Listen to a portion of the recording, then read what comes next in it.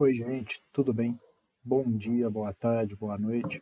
Vou gravar aqui agora a primeira parte do nosso material sobre fundações. Primeiro eu vou falar um pouco de locação das fundações. Depois eu vou falar de fundações rasas, né? Podem ser as sapatas, sapatas podem ser isoladas, corridas ou associadas. Vou falar um pouco dos baldrames e vou falar um pouco do radier também. Inclusive, além do radier convencional, falar um pouquinho do radier protendido. Eu vou falar das fundações profundas, primeiro das estacas cravadas, né, que elas podem ser de aço, de concreto, de madeira, das estacas escavadas, que elas podem ser escavadas com ou sem o auxílio da lama bentonítica para estabilização, e também estaca de hélice contínua. Vou falar também das estacas Frank, estaca Strauss, estaca raiz, estaca mega e estaca ômega. Vou falar um bocado dos tubulões, né, a céu aberto, e também tubulão a ar comprimido, né, que inclusive agora esse tipo de serviço consta como proibido na NR18, né, que é a norma regulamentadora de segurança e saúde no trabalho na construção civil. Tá? Depois eu vou falar um pouco das cortinas de contenção, que são dos tipos Berlim, também chamados de perfis metálicos pranchados, estacas prancha, estacas moldadas em loco e paredes de diafragma. Beleza? Ah, professor, mas essa apresentação é sobre fundações ou contenção? É porque essa família de contenções aqui é muito próxima das fundações profundas, mais especificamente das estacas, tá? Envolve a questão de cravação, envolve a questão de escavação também, tá? Rebaixamento de lençol freático e tal. Então tem muito a ver e eu vou trabalhar essa parte aqui junto, tá? Eu estou nesse momento, inclusive, montando um material para a parte aí de contenções, tá? Aí quando chegar lá, aí eu já vou falar dessa parte aqui de cortinas até um pouco mais rápido, porque ela está mais ligada aqui à questão das estacas, beleza? Só lembrando uma outra diferença aqui, que quando a gente fala de estacas, eu tenho a predominância do atrito lateral, né? O esforço nas estacas de reação do solo nas estacas por atrito lateral. Já quando a gente fala de tubulão, que ele tem uma base alargada, a gente está se referindo à carga de fundo. Beleza? É, Só para fechar aqui, produtos, marcas e empresas são citadas nessa apresentação apenas como exemplos e fontes de informação. Não são indicação, referência ou preferência do autor. Sites informados foram acessados no período de 1 a 20 de abril de 2021, caso não informado. Vou começar falando aqui da parte da locação, tá? Em primeiro lugar, vou apresentar para vocês aqui um lote simples que vocês estão vendo aqui, tendo um projetinho 3D de um loteamento e tal, tem uma árvore aqui na frente, bonitinha, né? E a gente vê o lote aqui também em planta, né? Nessa planta aqui que eu vou trabalhar com vocês a parte da locação. Quando a gente vai ver o lote lá, você comprou o lote dos seus sonhos, ou você vai trabalhar e a pessoa te levou lá no lote que ela comprou, muito provavelmente vai ter alguma marcação, tá? Uma marcação muito comum é essa questão de marcação por estacas, beleza? Aqui a gente vê que o lote é delimitado por 4 estacas, tá? Ele é um lote de 14 por 25 metros, 14 metros de frente, 25 de profundidade, tá? Eu tenho a indicação da direção do norte, isso aí vai estar sempre no levantamento topográfico e tal. E é um lote retangular, eu tenho ângulos de 90 graus, tá? Isso daí a gente pode ver aqui pelo triângulo pitagórico, é uma maneira de se confirmar quando a gente tem um ângulo de 90 graus. Eu faço uma medida 3 metros, 4 metros, né? Se esses dois catetos de 3 e 4 metros gerarem, né, eles têm que gerar uma hipotenusa de 5 metros. Então a gente vê se ou o lote ou a tabeira que a gente vai montar tal está com ângulo de 90 graus. Beleza? Agora aqui eu já vou colocar a casa no lote, tá? Vamos supor que o projeto arquitetônico desenvolvido seja esse. Então nós vamos ter que sempre desenvolver um projeto arquitetônico já que seja adequado ao lote que a gente vai construir, tá? No caso aqui é um lote relativamente simples, ele é plano, ele tem 14 metros de largura, e vamos supor que vai ser executado esse projeto arquitetônico aqui, tá? É a mesma casa que eu dou de exemplo lá nos meus vídeos de planejamento e gerenciamento, a gente faz todo o levantamento de custo dessa casa, tá? E você repara aqui que ela tem uma varanda, uma área externa que dá acesso a um dormitório logo aqui na frente, um banheiro que atende a toda a casa, uma suíte com o banheiro exclusivo dela, cozinha, e aqui, por exemplo, jantar tal é aqui na varanda mesmo, e tem até uma churrasqueirinha aqui, bem legal, tá? Essa aqui a gente vê as medidas, né? Eu que peguei essas medidas, coloquei aqui para dar uma reforçada, essa numeração e tal, e esses quadrados pretos aqui são pilares de madeira que eles vão nascer apenas em baldrames, tá? A laje da casa, digamos assim, uma estrutura de concreto armado acima dos baldrames, onde a gente vai ter pilares de concreto armado, vigas de concreto armado, e a laje vai ser nessa região aqui, da cozinha, suíte, banheiro e dormitório, beleza? Aqui, ó, eu vou falar um pouco agora, né, dos afastamentos, tá? Afastamentos são as distâncias que a gente tem da face externa da parede externa acabada até o eixo do lote, beleza? Então a gente vê aqui que a gente tem um afastamento frontal de 12 metros e meio, um afastamento lateral de 1,5, outro afastamento lateral de 2,70 e um afastamento de fundos de 3 metros, tá? Esses valores a gente está considerando que é da face externa, como eu disse, acabada da casa até o eixo do lote. Se por um acaso, ou até mesmo porventura, se a gente tiver um muro já construído, e vamos supor que seja um muro de 10 centímetros de espessura, e o alinhamento do muro coincide exatamente com a divisa, né? A maneira certa de se construir. A gente sempre torce para que, caso já esteja construído o muro, ele tenha sido construído dessa maneira, né? Porque aí não tem problema de vizinho. Então vamos supor, se eu tiver esse muro aqui de 10 centímetros, 5 centímetros para um vizinho, 5 centímetros para o outro, para esses afastamentos, né, o raciocínio seria o mesmo, só que eu tiraria 5 centímetros. Por exemplo, 2,70 baixaria para 2,65. Depois de ter falado do afastamento, dos valores de afastamento da casa em relação ao lote, agora nós vamos fazer o seguinte, eu vou ver aqui aonde nós vamos construir a tabeira, tá? Por que que eu preciso dessa tabeira? É porque ela é a ferramenta que nós vamos usar para fazer a locação da casa. Tá? Colocando essa tabeira aqui, tabeira ou gabarito, né? Que ela é composta da tábua e dos pontaletes, vocês podem ver nessa figura inferior esquerda aqui, né? Ela vai ser colocada em volta de toda a casa. Nós vamos colocar uns pregos nela e desses pregos vão sair umas linhas. Aonde essas linhas se cruzarem, nós vamos ter os pontos de interesse para a construção. Mas eu preciso dessa tabeira.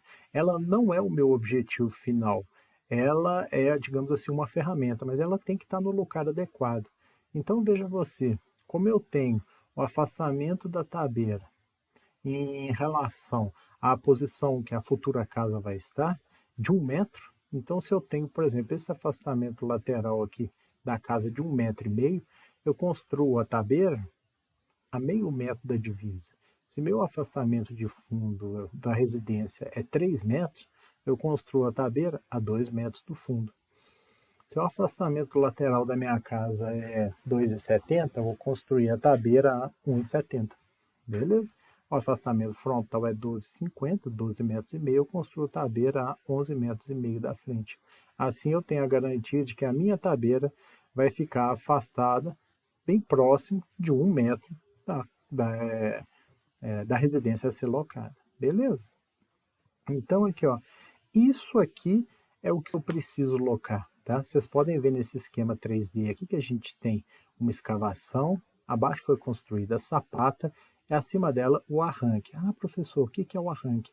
É um trecho do pilar abaixo dos níveis do nível dos baldrames, tá?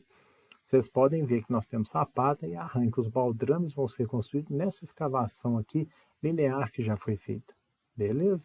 E imagina que a gente está vendo esse sistema aqui de sapata e arranque por cima. O que você vai ver? Um retângulo menor, que é o arranque, dentro de um retângulo maior, que é a sapata. É exatamente isso que nós estamos colocando no nosso projeto. Tá? E aqui na figura inferior esquerda você pode ver que aonde eu tenho o encontro de dois eixos, a gente vai ter um ponto. Por esse ponto vai passar um eixo vertical. Esse eixo vertical indica o quê? Exatamente o ponto central da sapata, que é o ponto central do arranque. Beleza? Então aqui, ó, tendo eu construído a tabeira, tá? Eu vou começar a marcar os alinhamentos nessa tabeira. Esses alinhamentos vocês podem ver em amarelo.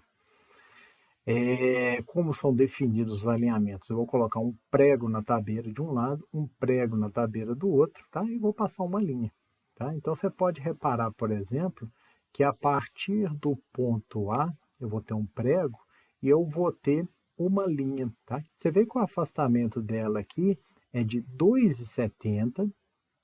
Por que 2,70? É o afastamento lateral da casa, mais 1,45, porque eu tenho um trecho aqui que eu só vou ter baldrames. Por enquanto nós estamos colocando as sapatas, né?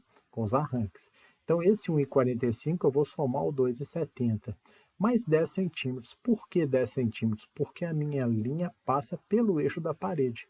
Como eu tenho uma espessura de parede de 20 centímetros, eu vou colocar mais metade da parede. Somando 2,70, 1,45, mais metade da parede, que é 10 centímetros, dá 4,25. Tá?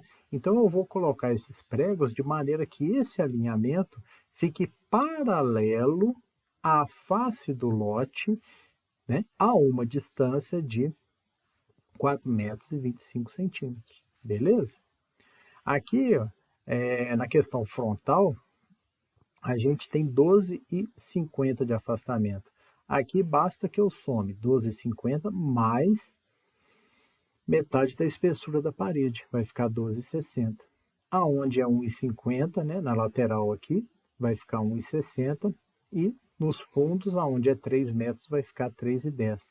Então, o que eu fiz? Eu marquei os eixos, né, em amarelo, que vocês estão vendo, externos, os eixos externos. Beleza?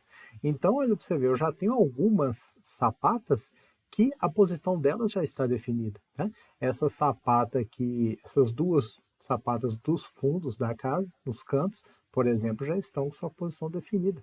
Tá? Eu já tenho passando por elas dois eixos. Agora nós vamos marcar as outras sapatas, beleza? Então você vê, ó, que se eu tenho esse primeiro eixo aqui, vamos fazer aqui, por exemplo, uma similaridade que você está vendo na tela aí.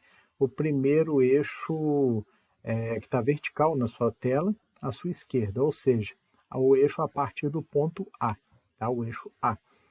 Entre o eixo A e o eixo B, você pode ver que eu tenho uma distância. E qual vai ser ela? 2,35, que a gente tem aqui essa cota da cozinha, mais 1,20, né, que é essa cota do banheiro, mais 10 centímetros, que é metade da espessura dessa primeira parede, mais 10 centímetros, que é metade dessa espessura da outra parede aqui. Isso dá o quê?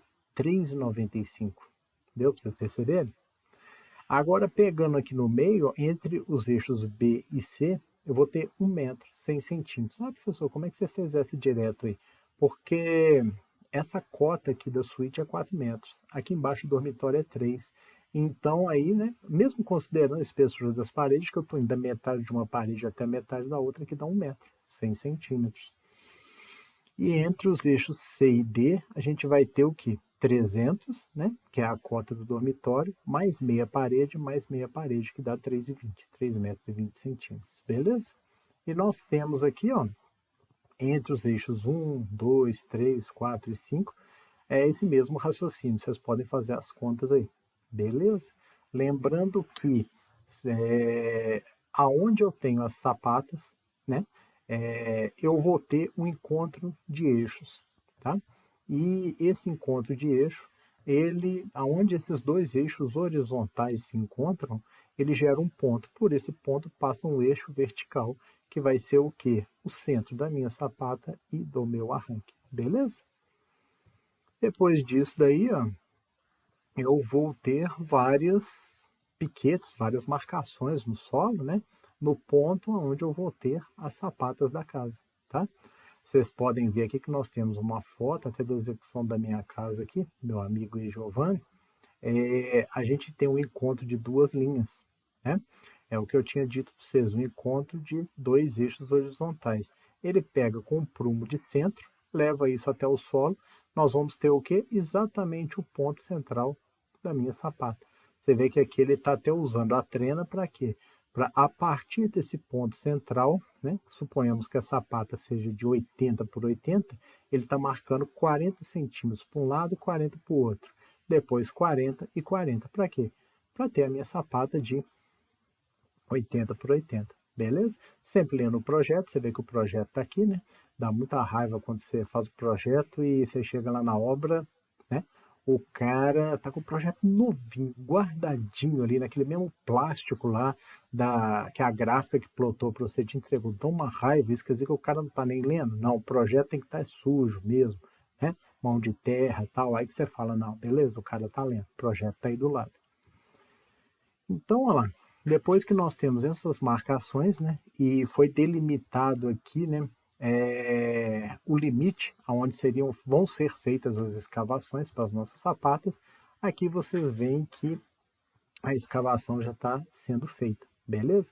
Eu mostro até aqui, vocês veem que eles estão seguindo, são as sapatas aí até de 80 por 80, né? E eu mostro aqui até um projeto estrutural, a planta de forma, né, do nível dos baldrames e das sapatas, da minha casa mesmo, você vê que os caras estão executando aqui, beleza? Essa questão aqui, ó, vocês veem que se eu tiver um eixo chamado de F, o encontro daquela linha com um eixo chamado de 2, por exemplo, eu vou ter aquele pilar ali que o rapaz, né, já foi feita a marcação e nosso amigo Gerai ali está fazendo a escavação, beleza? Basicamente isso, ó. Quando a gente vai trabalhar, eu tenho aqui à minha esquerda uma planta de eixos, tá? Essa planta de eixos, ela foi gerada, né, a partir do projeto arquitetônico, ela é parte do projeto estrutural, beleza? Aquele exemplo que eu tinha dado para vocês, olha lá, o encontro do eixo F com o eixo 2, nós temos o pilar P12, tá? Então, vocês podem ver aqui F com 2, P12, beleza? Aqui a gente vê que esses centros foram marcados com piquete e a gente tem indicação sempre lá que o encontro de uma linha, né, que é um eixo horizontal, com outra linha, que é outro eixo horizontal, gera um ponto, esse ponto gera um eixo vertical, tá? Então é o que a gente está vendo aqui. Aqui você já vê, ó, depois da parte da escavação, já vou continuar o raciocínio, saindo um pouco da locação agora das sapatas, nós temos as etapas, né, etapas de construção da sapata. A sapata é um elemento de fundação rasa, tá? Entendeu?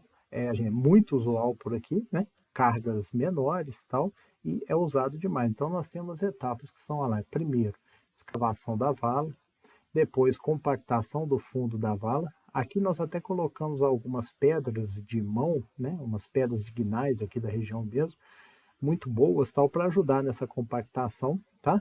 Mas isso é uma questão opcional, mas eu acho interessante trabalhar assim. Depois, lá, número 3, lançamento de uma espessura de 5 centímetros de concreto magro. Para quê? Para depois eu executar o concreto estrutural, né? Executar a sapata acima dele. Depois, olha lá, posicionamento da armadura de sapato e arranque. Claro, garantindo espaçamento. Espaçamento é o quanto que o concreto vai recobrir, né, essa armadura. Depois a gente tem a concretagem da sapata, né? Depois tem a montagem de uma forma do arranque. Você vê que o arranque vai precisar de uma forma, né? As laterais dele não estão em contato com o solo, assim como as laterais da sapata estão, né? Então, montagem da forma do arranque, concretagem do arranque, né? Depois tem que ser removida essa forma, desforma do arranque, e por fim a gente tem o reaterro, que é o que? Volta da terra, né, para a lateral do arranque, ok? Então deu para vocês perceberem, essas são as etapas construtivas, né, de uma sapata. Agora eu mostro umas fotos aqui adicionais, até cortesia do professor Marcelo, né? Seguindo aqui, na foto superior esquerda, nós temos já uma escavação feita, né? O concreto magro lançado, e ali vocês até veem duas linhas, né?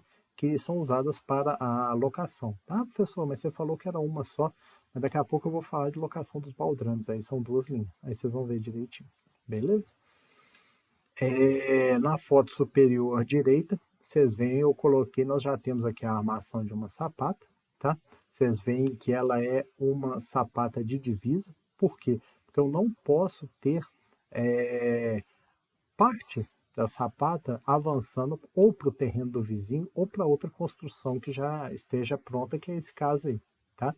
Então, no caso, vocês vão reparar que nós temos um sistema excêntrico. Eu tenho o eixo da sapata fora do eixo do arranque, tá? Então você vê que nós temos esse sistema que é diferente do que a gente locou, do que a gente fez antes. Antes a gente tinha um sistema concêntrico, que é a coincidência do eixo da sapata com o eixo do arranque, beleza?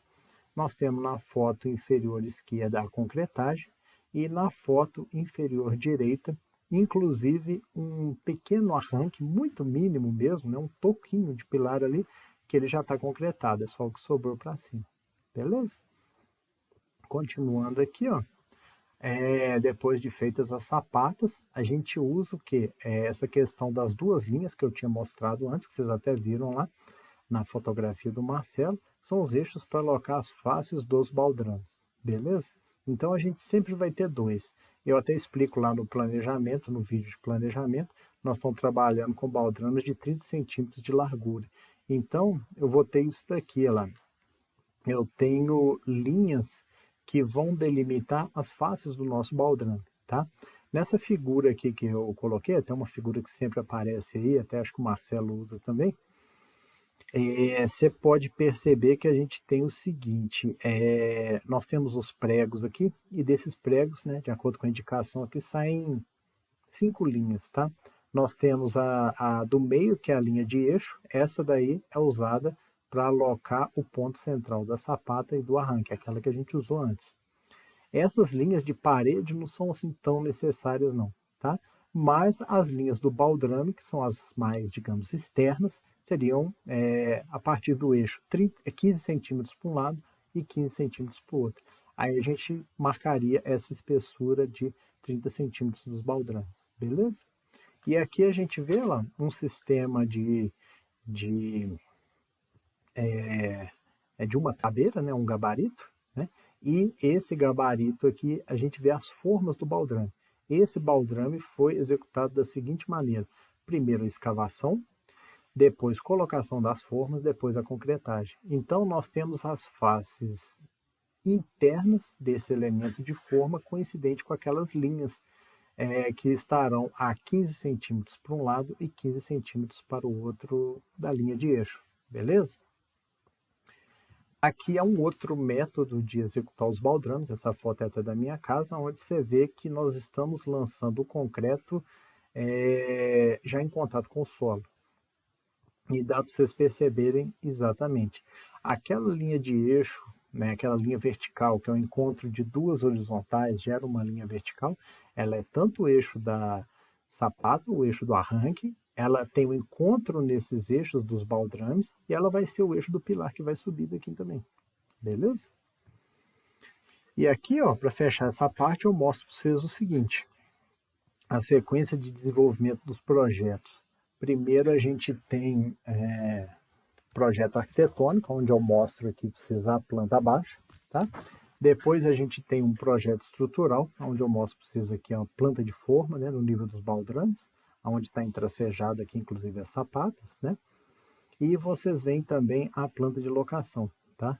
A sequência de desenvolvimento dos projetos é primeiro o arquitetônico, né? Sempre. Aí depois a gente vai definir ali a posição das sapatas, onde vai ser necessário, né? Tem a parte do cálculo, a parte gráfica, e no momento que estão definidas as sapatas, as posições das sapatas, aí sim a gente consegue extrair a planta de locação, tá? A planta de locação é a última que a gente tira. E a necessidade delas na obra é exatamente inversa. Primeiro eu preciso da planta de locação, para alocar os elementos a partir dos quais nós vamos executar as sapatas. Depois eu preciso da planta de forma estrutural. A partir dali eu vou ter as dimensões das sapatas, a largura do baldrame, por aí vai. No projeto estrutural vai ter a parte da armação, indicando qual armação que a gente vai utilizar e tal. E aí, né, depois que os baldrames estiverem prontos, aí a gente já vai subir as paredes e tal, e pegar detalhes, inclusive, do projeto de arquitetura. Por isso que às vezes o calculista fica um pouco apertado. A pessoa acha que tendo o projeto arquitetônico dá para começar daqui a 15 dias. Ah, calcula aí para mim rapidinho. Não, não dá. O primeiro projeto que vai precisar é o de locação. E ele só vai estar pronto no momento que todo elemento de fundação estiver definido. E aí? Aí vem aquela correria. A gente tem que evitar a correria. Bom, professor, e quando eu não tiver aquele lote ortogonal, retangular, bonitinho, e quando eu tiver um lote todo cheio de ângulo diferente de 90 graus, aí normalmente a locação ela é topográfica, tá? Tem um ponto de referência. Aqui nesse caso eu peguei essa figura até da internet, eu achei simples, tem um ponto de referência B, tá? A ré é colocada em A, tá? E a partir daí você sempre vai ter ângulos e distâncias, ou seja, você tem do alinhamento B1, você vai ter um ângulo de BA, A é a ré de B, né? Claro, A, B, C, D. Então você vai ter um alinhamento, um ângulo de BA até B1. A partir desse ângulo, te dá o alinhamento onde vai estar 1. E a distância de B até 1 te dá isso daí, tá? Então, ou seja, coisa que vocês veem em topografia muito bem. E B2 eu vou ter um ângulo a partir da ré e vou ter a distância até B2. E B3, B4, a mesma coisa, beleza? Ainda falando de sapatas, né? Quando a gente tem uma sapata que a partir dela saem dois pilares, nós temos a chamada sapata associada. Vocês estão vendo com essa concretagem aqui, né? Nós temos duas armações de dois arranques saindo daqui, e desses arranques vão sair P1 e P2, beleza? E o que é a diferença de sapata associada para sapata corrida? Sapata corrida, ela recebe essa carga de uma maneira linear, tá? E a sapata associada, ela recebe de uma maneira pontual, porém em dois pontos, por exemplo, P1 e P2, beleza? Essas fotos são cortesia do professor Marcelo também. Ainda falando de fundações rasas, né? A gente tem o chamado radier. Radier é uma laje, né, que ela é feita embaixo de toda a casa, tá? É um lajão que é feito ali. Pode até nascer alguns pilares, algumas coisas, mas é sempre a partir dessa laje, tá? Ter algum reforço, alguma coisa. E eu mostro aqui um exemplo para vocês também de sapata corrida, tá? Que é a base de um muro que está sendo feito aqui. Isso é uma sapata corrida. Falando um bocado do Radiela, esse daqui é uma obra, uma fotografia até interessante, tem algumas coisas boas para a gente extrair dela aí. Esse é um radier, tá? Esse radier vai ter uma espessura aí, aproximadamente 30 centímetros, não sei. Ele tem uma ferragem, uma armadura inferior, tá? Chamada de ferragem positiva, inferior. Você vê que tem não me parece um pedaço de madeira ou cerâmica aqui, não sei, que é para garantir o recobrimento da ferragem inferior, que você está vendo esse aqui. Tem também o chamado caranguejo, né, que é uma dobra que de vergalhões para garantir um espaçamento da ferragem superior, tá? Chamado de ferragem negativa, que inclusive o nosso amigo aqui da Botina Sete Léguas, ele está pisando na ferragem negativa, quase que transformando ela numa positiva. Isso é uma coisa que a gente tem que evitar muito, né, numa obra. Vocês veem aqui que nós temos essas estacas aqui de madeira para quê? Elas vão limitar a altura do concreto. É elas que estão determinando o nível superior até onde os nossos colegas têm que fazer essa concretagem, beleza? Você vê alguns tubos aqui, né? Porque tem água servida da casa, né, de esgoto e tal. Elas vão estar chegando nesses tubos aqui. Um desses tubos, você vê que chega muito provavelmente aquele vertical que está chegando ali. A água vem e atravessa toda a casa para alguma caixa que vai receber isso desse lado. Ah, professor, por que você acha isso? Porque veja como esse tubo branco está se enterrando aqui na brita. Ele tem uma declividade para cá. Então, muito provavelmente recebeu água ali e ela está vindo para cá. Beleza? Você vê um amigo nosso aí com o vibrador, né? Dando uma vibrada boa aí no concreto.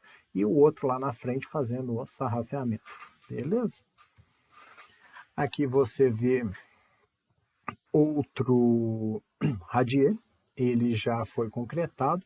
E no intervalo aí de 5 e 10 horas depois da concretagem, o nosso amigo aí está fazendo um polimento do concreto, tá? E isso daí é muito interessante porque já depois dispensa o contrapiso. Muito provavelmente eles já vão colocar o piso já direto, né, nesse concreto aí, a partir desse acabamento que está sendo dado, tá? Você pode reparar alguns detalhes nesse radier, que nós temos algumas regiões com nível um pouco abaixo. Esse aqui deve ser uma varanda de acesso, ali é uma outra varandinha, ali no meio, não sei se seria uma garagem e tal, mas você vê que está num nível um pouco abaixo. Ou é uma área externa, ou uma área coberta que é aberta, tem muito contato, né, com a área externa. Aqui você vê todo o alinhamento de tubulações, né, que deve ser desse pavimento e do pavimento acima. Aí eu não sei se vai ter outro pavimento acima, provavelmente sim, pela quantidade dessas tubulações que vocês estão vendo aqui, tá? Aqui a gente vê outras fotografias também, né? Na foto superior esquerda a gente vê os radiers, inclusive com algumas mangueiras, né? Os condulites, e também algumas tubulações, igual eu falei para vocês, tal. Essa já parece uma obra de um pouco maior porte, pela quantidade aqui de tubulações que a gente está vendo. Esse daí deve ser talvez um prédio de 3 pavimentos, 4 pavimentos, não sei. Tá? Aqui a gente tem outras fotos de radier também. Aqui a gente só coloquei para vocês terem uma ideia da questão de proteção. Eu falo bem detalhadamente de proteção lá nos meus vídeos sobre concreto armado, né? No vídeo 4, o último lá. E aqui a gente está vendo o que? Que vai ser executado um radier protendido, tá? Muito provavelmente isso daqui vai ser um prédio, né? A gente tem muitos tubos aqui para coleta de água servida. Essas mangueiras azuis, elas têm uma cordoalha que passa dentro dela, é concretado isso daí normalmente, sem colocar proteção nem nada. Depois que concretou, a hora que você tiver essas faces assim, aí pega aquela cordoalha, estica e trava. Aí ganha uma resistência adicional muito boa, tá? Isso é chamado de proteção. Aqui a gente tem também, não necessariamente um radier, mas um piso industrial também com proteção, beleza? Bom, eu ainda não estou entrando na parte de fundações profundas, não, tá? Agora, essa questão de trado manual é o seguinte, nós temos essa broca, tá? Essa broca é conectada a essa haste, e essa haste tem aqui o acionamento manual do trado, tá? É simplesmente esse guidão de bicicleta aqui que o cara vai pegar e vai girar. Tá? Então, no momento que o cara vir aqui e der uma torção, lá dentro do solo, esse trado aqui vai escavando a terra. Tá? Isso aqui é o chamado trado manual, ele não é normatizado. Tá? Por isso que eu ainda nem considero muito como uma fundação profunda. É muito usado. Tá? Vocês veem que aqui nós temos a execução de uma estaca, em um bloco com apenas uma estaca, um bloco com 2 estacas, e aqui na foto inferior direita, um bloco com 4 estacas. Tá? Essas estacas escavadas, elas têm uma ferragem, tá? Que o estribo é triangular, tá? E ela é colocada aí e concretada. Tá? Só que não é considerada por norma, mas é muito executada. Tá? E desde que ela seja bem executada, em boas condições, ela dá um aumento bom de capacidade de carga para o sistema. Beleza? Aqui vocês veem, né, que existe também o trado mecânico, né? Não necessariamente o manual. É o mecânico aqui, os caras estão trabalhando com escavação de uma estaca dessa natureza também. Bom, antes de entrar na parte de fundações profundas, eu queria falar um pouco dos ensaios do solo. Tá? Eu vou focar mais aqui no SPT, que é de longe o mais usual, né, o mais comum. E o ensaio de SPT corresponde ao seguinte, tá? eu tenho esses detalhes aqui à nossa direita. Por exemplo, se eu tiver no nível 2 metros, né, que é o nível 2 metros, tanto aqui do nosso perfil do solo, quanto aqui do meu modelinho também. Vamos supor que tem 2 metros. O que corresponde a esse 10 aqui?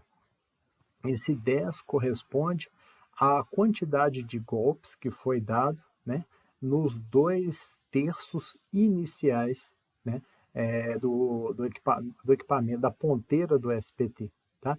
Esse 14 é o seguinte, é o somatório dos 2/3 finais, ou seja, a metade e o terço final da nossa ponteira de SPT. Tá? Os últimos 30 centímetros do amostrador. Beleza? Então, o que acontece? Quanto maior esses números, maior a dificuldade de cravação, ou seja, maior a capacidade do solo de receber carga. Então, você vê que a gente tem esse SPT aqui variando de 10, 11, 10, 14, 15, 22, 5, 8 e por aí vai. Né? Nas cotas de 1 metro, 2 metros, 3, 4, 5 metros de profundidade, tá? Onde está escrito perfil aqui é sempre a profundidade. Você vê que a gente só tem um aumento real a partir de 15 metros. Olha aqui, 15 metros, 16 metros, nós já estamos com 29, 38, 30, 31, depois 17 metros, 31, 45. A dificuldade da penetração do amostrador, ela se tornou maior a partir dos, digamos assim, 15, 16 metros. Isso quer dizer o quê? Que eu vou precisar de uma fundação profunda, tá? Se eu tiver uma carga um pouco maior, eu já vou precisar de algum tipo de fundação profunda, porque a sapata eu só consigo executá-la até 2 metros, 2 metros e meio. A partir daí já começa a ficar inviável, tá? Então, às vezes, a gente tem que fazer uma fundação profunda para transmitir a carga do prédio, do que a gente estiver executando, para uma camada inferior do solo, tá? Porque camadas inferiores do solo normalmente ficaram ali muito tempo sendo compactadas pelas camadas superiores, elas têm uma capacidade de suporte muito maior, beleza? Daí a necessidade de fundações profundas, tá? E aí eu vou começar falando de fundações profundas com vocês, né? Eu vou falar das estacas cravadas, tá? As estacas cravadas, elas podem ser de aço, de concreto, de madeira. São estacas, né, por exemplo, de concreto feita fora, feita numa fábrica, transportada até lá, até o canteiro de obras, né? Chegou no canteiro de obras, vai ser cravada, tá? É uma cravação, tá? Aqui vocês podem ver que nós podemos ver a cravação de perfis metálicos, tá? Você vê que aqui a gente tem o chamado bate-estaca.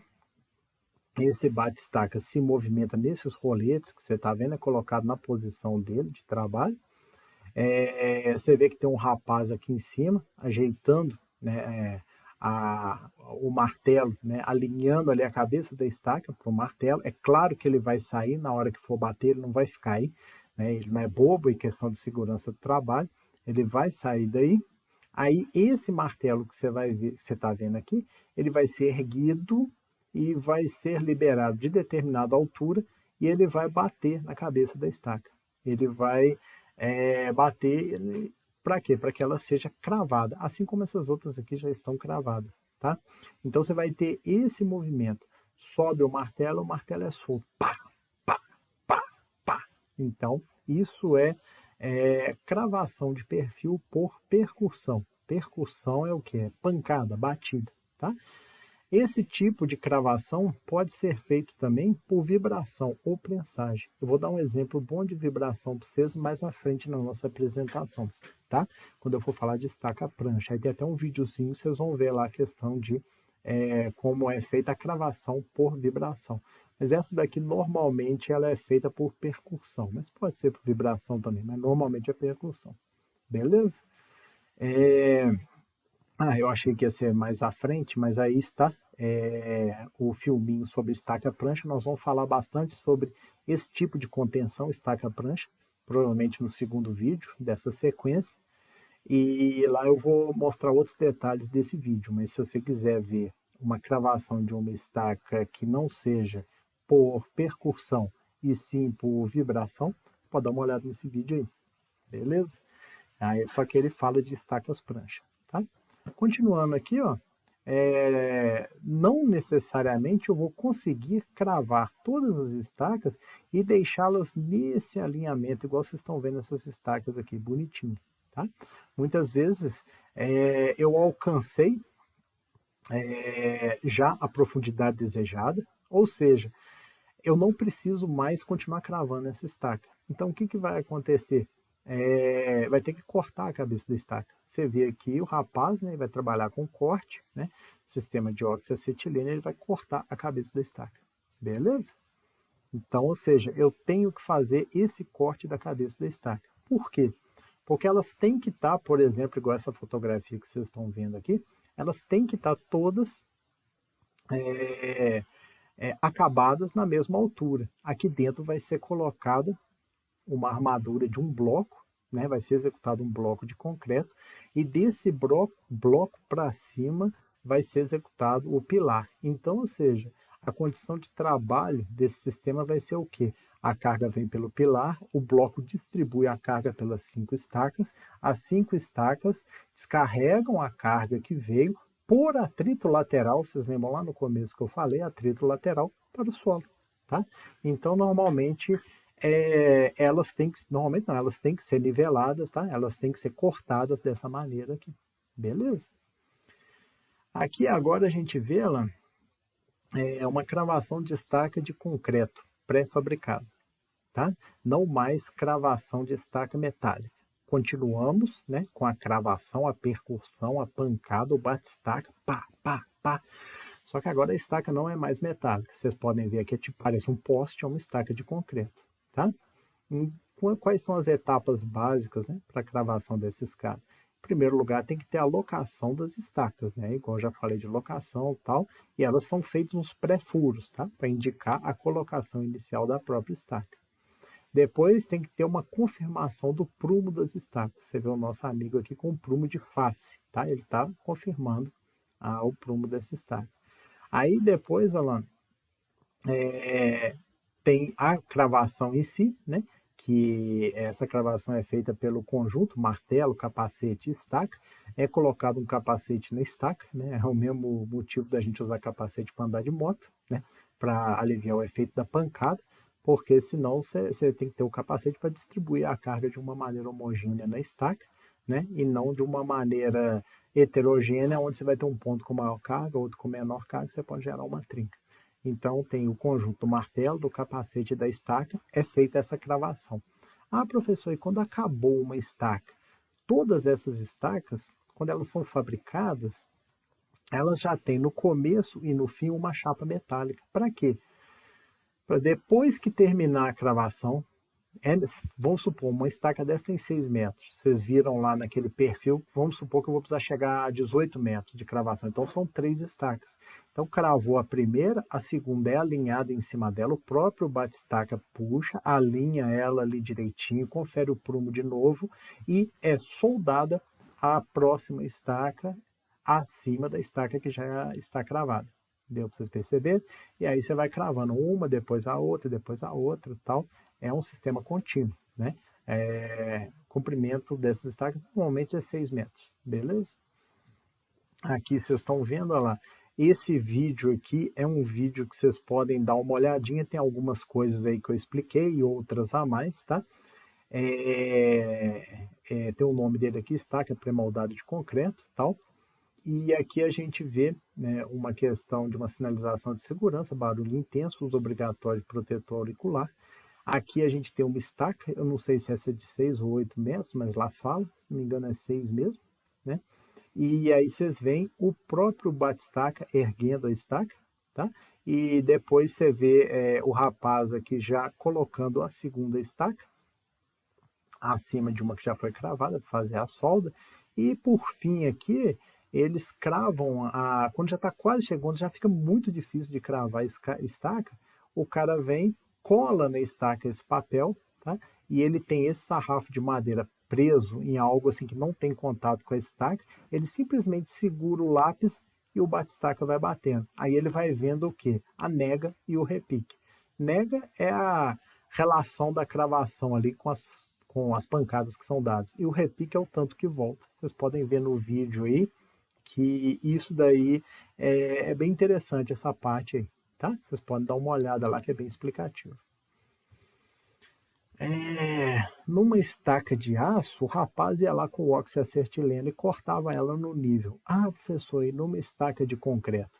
A gente tem que fazer o arrasamento. Coitada, vão ficar arrasadas, mas é necessário, né? Então você vê aqui, ó, que o arrasamento pode ser o chamado arrasamento manual. Na realidade, o rapaz está com martelete, né? Não é necessariamente com a mão, mas é chamado de arrasamento manual, tá? Uma questão muito interessante é nunca entrar com o martelete na vertical, porque você pode gerar trinca vertical, vai ser trinca longitudinal ao longo daquela estaca. Sempre tem que entrar assim, tendendo a horizontal, com, né, uma pequena declividade horizontal, igual ele está fazendo, tá? Questão de segurança do trabalho aqui, se eles estivessem dentro de uma empresa, uma Vale, Samarco, teria maior problema, né? Você vê que ele está trabalhando apoiado no vergalhão, os vergalhões não têm proteção, ele está sem protetor auricular, trabalhando com demolição, sem óculos, não tem um acesso para essa área confinada e tal, tem essa questão toda, mas isso é outra história, mas né, vale observar. E além dessa questão do arrasamento manual, também tem o arrasamento mecânico, tá? Esse daqui é o arrasador mecânico de cabeça de estacas, tá? Mas depois de cravo uma estaca, vai ter o quê? A armadura do bloco, né? Essa armadura vai ser colocada aqui nas estacas. Você vê que essa estaca de concreto aqui, ó, que está dentro dessa escavação, ela foi arrasada já no nível 5 centímetros acima do fundo. Deve ser até mais do que 5, tá? Mas por que que tem essa distância aí? Porque ela já vai segurar a armadura para a armadura não ter contato com o solo, para o concreto abraçar essa armadura. Então você vê que a estaca já foi arrasada, um pouco acima, né, do solo acabado, tá? Esses níveis são definidos em projeto. Um outro detalhe é que a ferragem, a armação da estaca, ela vai adentrar a armação do bloco para haver uma solidarização, tá? E concretado junto aqui, eu já tenho que ter a saída do pilar, porque a gente vai ter o sistema da carga chegando no pilar, ser distribuída pelo bloco para as estacas. As estacas vão distribuir essa carga para o solo, beleza? Aqui a gente pode ver exemplos, né, de armadura de bloco para uma estaca, bloco para duas estacas, né, que até corresponde à foto que a gente está vendo aqui. Lembrando que esse daqui, nós tivemos a escavação e vai ser concretado com o próprio concreto nas laterais em contato com o solo, tá? Aqui já foi feito um sistema de forma, né, para esse bloco, e inclusive você vê essas duas saídas aqui são para os baldrames, que vão ligar a outros blocos de fundação, tá? Então, ela também tem armadura para bloco de 3 estacas, armadura para bloco de 4 estacas e por aí vai. Aqui vocês veem, ó, nós temos exemplo aqui de projeto, né, das armaduras. Desse bloco, é um bloco para 3 estacas, tá? O projeto não é necessariamente desse bloco. Se você olhar com muito detalhe, você vai ver que tem uma coisinha ou outra diferente, mas é um bloco de seção triangular, é um bloco para 3 estacas. Você vê que são 3 estacas que já foram executadas, arrasadas, foi lançado um concreto magro, isso daí é muito interessante. Os caras estão trabalhando ali, montando toda a ferragem para deixar essa armadura pronta, entendeu? Para isso ser concretado. Lembrando que já tem que ter a espera do pilar aí dentro, tá? Né? Isso daí é interessante. Aí vocês veem quando eles já terminaram de montar essa armadura toda aí, tá? Você vê que o bloco tem toda uma forma de madeira dele. Esse solo, lá, ele nem apresenta condições de ter uma parede vertical igual a essa daqui. Então não tem essa opção de trabalhar sem forma, tem que trabalhar com forma, tá? E aqui parece ser uma obra de um pouco maior, com cargas maiores, uma obra de maior responsabilidade. Então, ou seja, um bloco desse sempre é com forma, nunca em contato com o solo, tá? E aqui vocês veem, o bloco já está concretado, assim como os baldrames, né, que a gente vê acima dele, olha lá.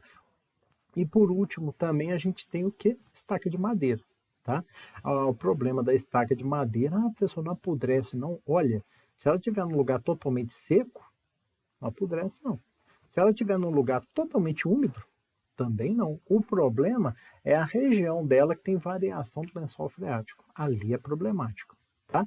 Então, ou seja, tem essa limitação aí para a questão da madeira.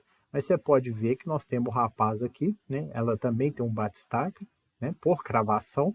Esse batistaca aqui vai cravar essa estaca de madeira aqui. Só para contar um pouco de história para vocês, a utilização de estacas de madeira cravada na Holanda, tem estacas lá cravadas há 1000 e tantos anos, estão lá, muito boas. Mas por quê? Todo mundo sabe que a Holanda está abaixo do nível do mar, né? Eles têm uma luta incessante lá com o mar, tá? Os diques, né? Tanto que a geotecnia lá é muito avançada, tá? E algumas cidades, como Amsterdã, elas têm um sistema que é o quê? É todo um sistema de alvenaria, tá? Esse sistema de alvenaria, ele é feito até que se encontra o lençol freático, o nível de água no solo. Abaixo disso já é trabalhado o quê? Com o sistema de madeira.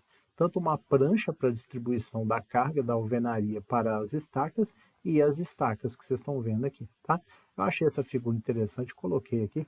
Vocês devem saber holandês melhor do que eu, né? Então aí vocês traduzem aí direitinho, beleza? Eu estava falando das estacas, né, cravadas. Isso daqui que eu vou falar agora é de locação, mas serve para estacas cravadas ou qualquer outro tipo de estaca que eu venha falar aqui na frente também, tá?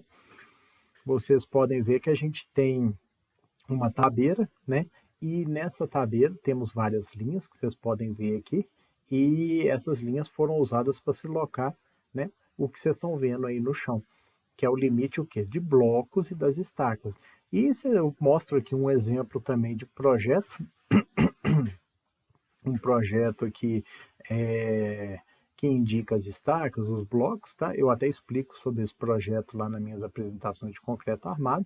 E vocês podem reparar que a gente tem estacas únicas, né? Blocos com uma estaca, né? Tanto no projeto quanto na execução, blocos com 2 estacas e blocos com 3 estacas. No projeto a gente vê um bloco com 4 estacas, mas nessa obra não tem bloco com 4 estacas. O máximo é um bloco que eu vejo ali com 3 estacas. Beleza? Bom, agora eu só vou começar a falar aqui dessa parte das estacas escavadas. Qual é o conceito da estaca escavada? No caso aqui, ó, a gente tem uma perfuratriz, tá? Essa perfuratriz faz uma escavação, essa escavação tem que ficar acima do nível d'água, porque se eu estiver abaixo do nível d'água, aquilo vai encher de água, vai atrapalhar a concretagem, eu vou ter muita mistura de lama com concreto, não é executado esse tipo abaixo do nível d'água. Você vê que é acima do nível d'água, tá? Depois de feita a escavação, é lançado um concreto, né? Sempre observando, que eu até falo lá no vídeo de concreto armado, a altura máxima de lançamento de concreto é 2 metros, né? Utilizar tremonha. Não tem nesse desenho aqui, mas no próximo vai ter, tá? Então, olha lá, lançado o concreto e, por fim, tem a colocação da armadura. Ou seja, foi executada in loco, não foi uma estaca cravada, eu não tive cravação, eu tive uma estaca executada in loco. Foi feita a escavação, depois lançou o concreto, depois colocou a ferragem. Deu para vocês perceberem? Essa é uma estaca moldada em loco. Ah, professor, e se eu precisar executar essa estaca abaixo do nível d'água? Uma opção é trabalhar com fluido estabilizante, lama bentonítica, é uma lama, tá? A densidade dela é maior que a densidade da água, que é 1, e menor que a densidade do concreto. Então, o que que acontece? Em primeiro lugar, eu venho com a perfuratriz e faço a escavação. Enquanto eu vou fazendo essa escavação, eu vou lançando essa lama ali dentro. Daqui a pouco vai ter uns vídeos aí que vão abordar essa questão da lama aí, para vocês verem direitinho. É uma lama, vem uma terra, um saco, como se fosse um saco de cimento, o cara mistura com água e faz essa lama. Então, à medida que vai escavando, vai lançando a lama. Ele tira o solo dali e a lama fica no lugar do solo. Para quê? Essa lama ela mantém tanto a escavação intacta, você não tem soterramento, você não tem queda de solo, você não perde a sua escavação, e essa lama também impede que a água adentre a escavação. Então, ou seja, você escava até essa profundidade, pode ser abaixo do nível d'água, e à medida que for escavando, vai colocando lama. Aí depois vai ser colocada uma tremonha, tá? Essa tremonha, né, que é um tubo com o funil em cima, e começa a lançar o concreto de baixo para cima. Você vai lançando o concreto lá de baixo. Por quê? Igual eu disse, a densidade do concreto é maior. Então o concreto vai sendo lançado lá embaixo e vai ficar quietinho lá embaixo, e você vai substituindo a lama pelo concreto. E lá em cima, essa lama, se você não fizer nada, ela vai espalhar pelo chão. Mas o que normalmente é feito, ela é coletada por um sistema de bombeamento para alguns silos de lama para ser usada na próxima escavação. Tá? Então essa é a estaca escavada com perfuratriz e o fluido, né, que é a lama bentonítica, né, que nesse caso trabalha como fluido estabilizante. Beleza? Aqui, ó, esse vídeo, ele explica exatamente esse tipo aqui de execução, tá? Vocês podem olhar lá, ela é uma estaca de grande diâmetro, tá? Escavada com fluido, tá? Aqui eu peguei algumas figuras do vídeo, mas vocês vão ver lá, eles vão explicar muito direitinho como é feito esse fluido, vocês veem na figura superior esquerda. A parte da perfuração, né? O equipamento de grande porte, figura superior direita, tem a colocação da ferragem, tá? E por último a concretagem com a subsequente saída da lama e o aproveitamento dela. Vocês vão dar uma olhada nisso aí. Aqui agora nós temos a chamada estaca de hélice contínua monitorada. O que acontece com essa hélice contínua monitorada? Ela é uma hélice comprida, você vê que ela é de fora a fora, diferente aqui, ó, das nossas perfuratrizes aqui, que ela só tem um trecho que faz a perfuração e depois tem uma haste. Essa daqui ela é uma hélice contínua, ela vai do começo até o final de uma maneira contínua, tá? Então ela vai fazendo essa escavação, tá? E a terra que vai sendo escavada vai aparecendo aqui em cima. É a hélice contínua monitorada. E depois aparece um caminhão betoneiro com uma bomba e bombeia concreto lá para cima, né? Para a parte de cima desse eixo. Este eixo é furado, então o concreto é bombeado aqui para cima, ele aparece lá embaixo. Então, à medida que vai sendo retirada a hélice contínua, já vai ser preenchido o solo com o concreto. Então, não tem o perigo de ter soterramento, né? Você perdeu o furo, porque a própria hélice vai fazendo uma pressão lateral para que o furo seja mantido, e à medida que ela vai saindo, o concreto vai sendo lançado ali dentro. Tá? Aí, quando o concreto estiver ali, por último, é colocada a armadura. Beleza? Deu para vocês verem isso daí? Bom, agora um vídeo que explica bastante essa questão aí, explica até muito bem, é esse vídeo aqui, tá? Hélice contínua monitorada, Roca Fundações, tá? Você vai ver que vão ter essas sequências aí que eu falei e bem explicadas aí, tá? Vocês veem na foto superior esquerda, a hélice contínua trabalhando, né, e fazendo a escavação de uma maneira contínua, tanto que você vai reparar que essa quantidade de solo aqui vai sempre aumentando, tanto que a retro retira o excesso, e o concreto já é lançado por esse eixo aqui, tá? À medida que vai sendo removida a hélice contínua, então você não deixa o furo em aberto, você não tem perigo de perder aquele furo. E por último está aqui os nossos amigos colocando a armadura, tá? Você está vendo aqui na foto inferior direita, beleza? E aqui, ó, a última figura de hoje aqui, que eu ia mostrar para vocês, olha lá, várias estacas que já foram executadas, tá? Elas já foram arrasadas. Você está vendo aqui a profundidade que já foi feita, vão ser feitos os blocos de estaca, né? Aqui você já vê que alguns, inclusive, já estão com a armadura e tal. E isso daqui é o subsolo de um prédio. Ah, professor, e essas estacas todas aí do lado? Essas são as estacas, né, de um sistema de cortina de contenção que nós vamos falar na próxima aula, beleza? Ô, gente, era isso mesmo aí. Queria mandar um abraço para vocês. Muito obrigado pela atenção e tchau aí. Até mais, viu?